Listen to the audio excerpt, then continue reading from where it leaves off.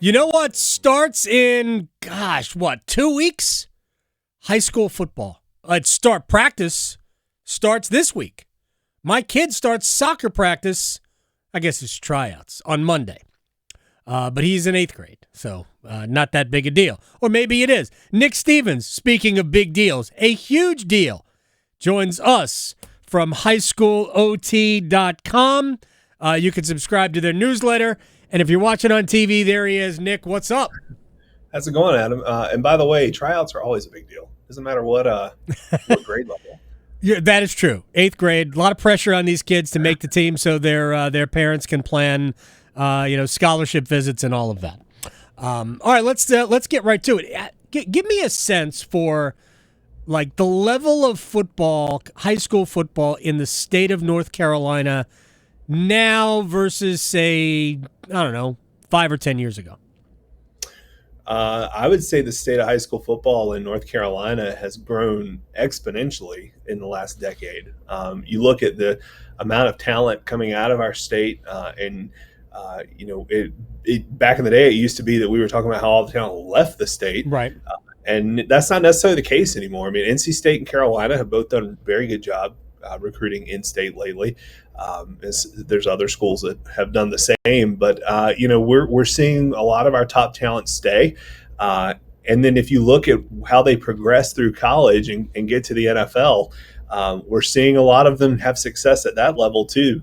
And I think that speaks volumes for where football is in the state of North Carolina today, for sure. Nick Stevens is joining us here. All right, so if we had was it a week, 2 weeks from tomorrow is the start of the season? Is that what we're talking about? So the season has started. We haven't had games yet, have we?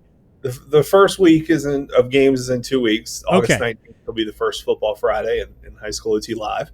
There'll be some games that Thursday night too. But we got a lot to do before then. We've been out at practices all week this week, just kind of making the rounds. And obviously the summer we were at 7-on-7s. Next week we'll be at scrimmages. So it's getting more and more real when we're talking about the football. All right, Rollsville High School, which is a little bit north of the city, north of Wake Forest. I know they've got some good players, including the number one player in the state, who did manage to escape the fence that was built around the North Carolina borders and go to Ohio State. Are they arguably the best team, or did they just have some great players? They're going to be one of the best teams for sure. They will have an argument for the preseason number one spot when preseason rankings come out next week.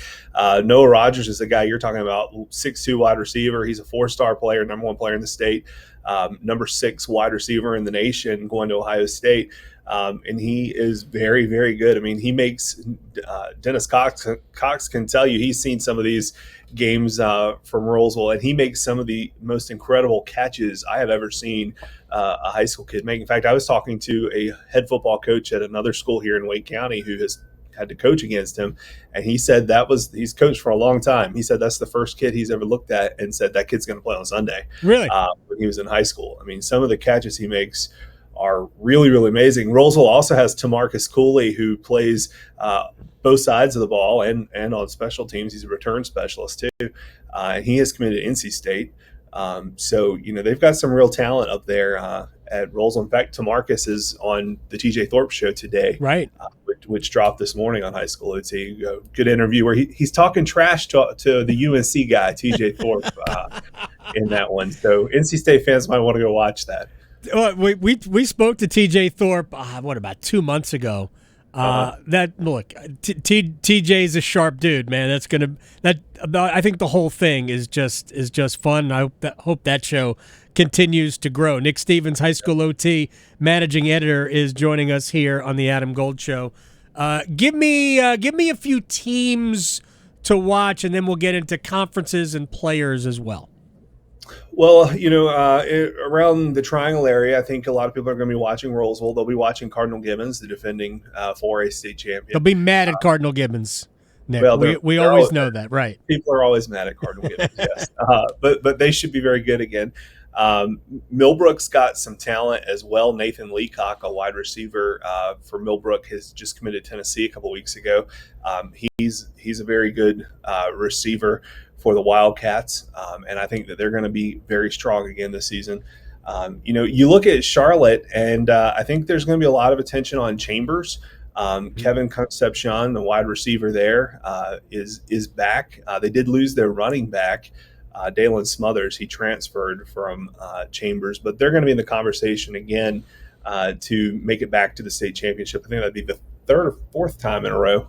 That COVID season throws me off. I always forget how to count that one. Yeah, I've also got COVID brain. I had COVID a couple weeks ago, and I'm like, it's just not all back yet. But they're going to be a team that I think a lot of people are watching from the western part of the state. Reagan, Grimsley, those two teams in the triad, I think, are going to be two that a lot of people are watching. Very talented there.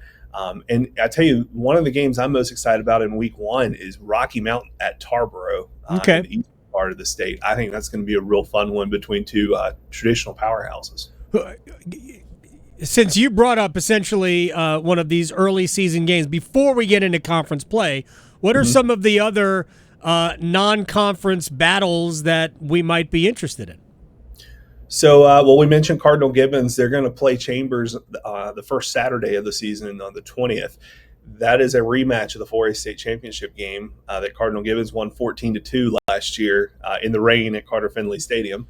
And they had also opened the season with each other last August at Cardinal Gibbons in a game that ended at 1 a.m. that I know Dennis remembers very well also.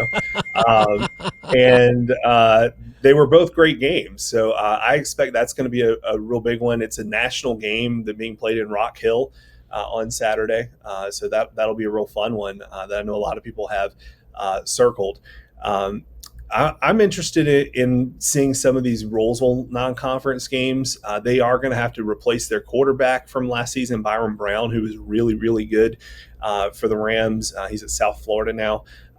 They've got talent, but that quarterback position is obviously really critical when you're talking about talented wide receivers. So I'm interested to see them, and they have some tough non-conference games early on. Pinecrest, East Forsyth, a couple of those.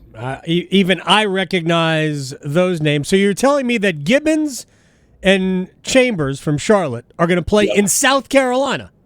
They are going to play in South Carolina, in Rock Hill. And I don't know if Tepper has something to do with that or not. There's nothing there. David Tepper has no interest in South Carolina now. So we can't even build a wall to keep the games in the state, Nick Stevens.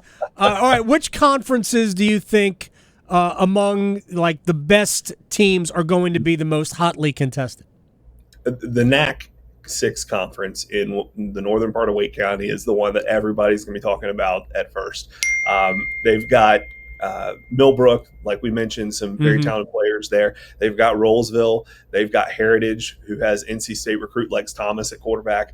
They have Wake Forest, who is Wake Forest. They have Wakefield. They have Nightdale, both of which are bringing back very talented quarterbacks and some experience on offense. So that conference is going to be really, really fun. It was a 3-way tie for the conference championship last season, and we could definitely see something like that again this year because there's going to be a lot of parity. All right, three quick questions. You can go as long as you want with these. Give me the best team or two at the beach. Ooh, best team or two at the beach. That's a tough one. I think New Hanover is going to be back up, a little bit better than they were last year. I think that they're going to – some of that experience that they have back is going to be beneficial. We were just down in Craven County not too long ago, right when I caught COVID, to talk to New Bern and Havelock. They've got some real good players on those two teams, obviously two perennial powers as well. Javante Vereen is a tight end at Havelock. He's committed to NC State. KJ Sampson is a defensive lineman at New Bern. He's committed to Florida State. And so, I think both of those teams are going to have a lot to say about what happens this season as well. Same question about the triad. I know you already mentioned East Forsyth, but who else? East Forsyth is going to always be in that conversation. They got a great program. I think Reagan is a team that has a lot of talent this year out of Forsyth County, and Grimsley. definitely a team that is going to have a chance.